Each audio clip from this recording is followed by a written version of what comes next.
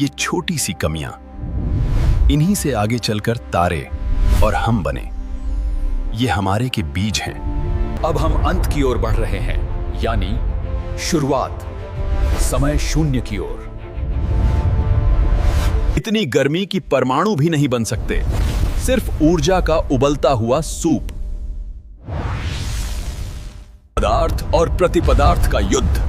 अरबों कण नष्ट हो गए, फिर एक कण शेष बचा, वही हम हैं। इन्फ्लेशन। एक सेकंड के अरबवें हिस्से में ब्रह्मांड एक बिंदु से अनंत हो गया। सिंगुलैरिटी, एक बिंदु जहां सारा आकाश, सारा समय, सारा द्रव्यमान एक था। और उससे पहले क्या था? विज्ञान यहां मौन हो जाता है। अब हम अंत की ओर बढ़ रहे हैं, यानी शुरुआत, समय शून्य की ओर। क्या ब्रह्मांड अपने आप बना, या ये किसी और चीज की परछाई है? शायद हमारा ब्रह्मांड अकेला नहीं है। शायद ये बुलबुलों का सागर है।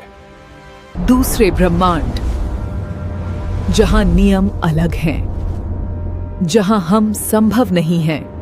कनेक्टिंग, इतनी लंबी यात्रा, और हम वापस वहीं आ गए जहां से चले थे, अपनी चेतना में।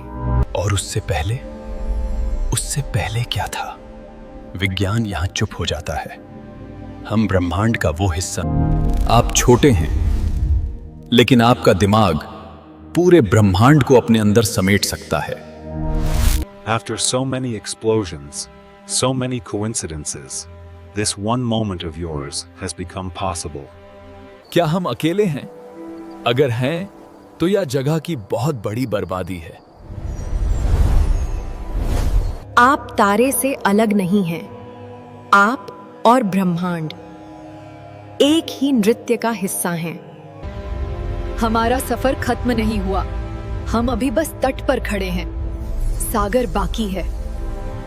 ब्रह्मांड बाहर नहीं, आपके भीतर भी है। उस शांति को महसूस करें। Who are you? अगली बार जब आप आसमान देखें, तो याद रखें, आप यात्रा जारी रहेगी। ब्रह्मांड को समझने के लिए दूरबीन की जरूरत नहीं,